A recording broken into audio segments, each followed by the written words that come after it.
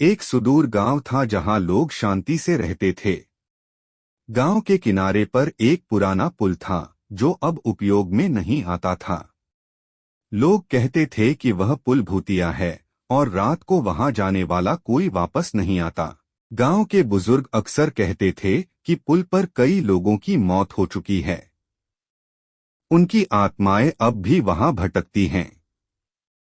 गांव के लोग डर के मारे उस पुल के पास भी नहीं जाते थे। एक दिन गांव के 4 साहसी युवकों राहुल, मनीष, सुमित और आकाश ने फैसला किया कि वे पुल का रहस्य जानेंगे।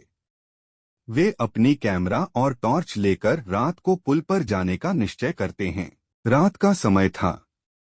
चारों युवक पुल की ओर बढ़ रहे थे। चारों ओर सन्नाटा था और ठंडी हवा चल रही थी। जैसे ही उन्होंने पुल पर पहला कदम रखा, अजीब सी ठंडक और एक डरावनी हवा का झोंका महसूस हुआ। पुल के बीच में पहुंचते ही उन्हें अजीब सी आवाजें सुनाई देने लगीं। राहुल ने कैमरा ऑन किया और रिकॉर्डिंग शुरू कर दी।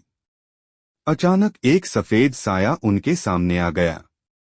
सभी डर के मारे चिल्लाए और भागने लगे। भागते समय सुमित अचानक गायब हो गया। बाकी तीनों ने उसे ढूंढने की कोशिश की, लेकिन सुमित का कहीं पता नहीं चला। तभी मनीष को पुल के नीचे एक छाया दिखाई दी जो उसे इशारा कर रही थी। मनीष, राहुल और आकाश ने हिम्मत जुटाकर छाया की ओर देखा। वह एक भयानक चुड़ैल थी जिसकी लाल आंखें जल रही थीं।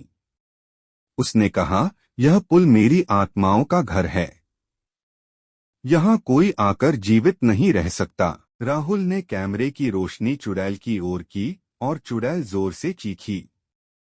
उसी समय मनीष ने एक पुरानी धार्मिक माला चुड़ैल की ओर फेंकी।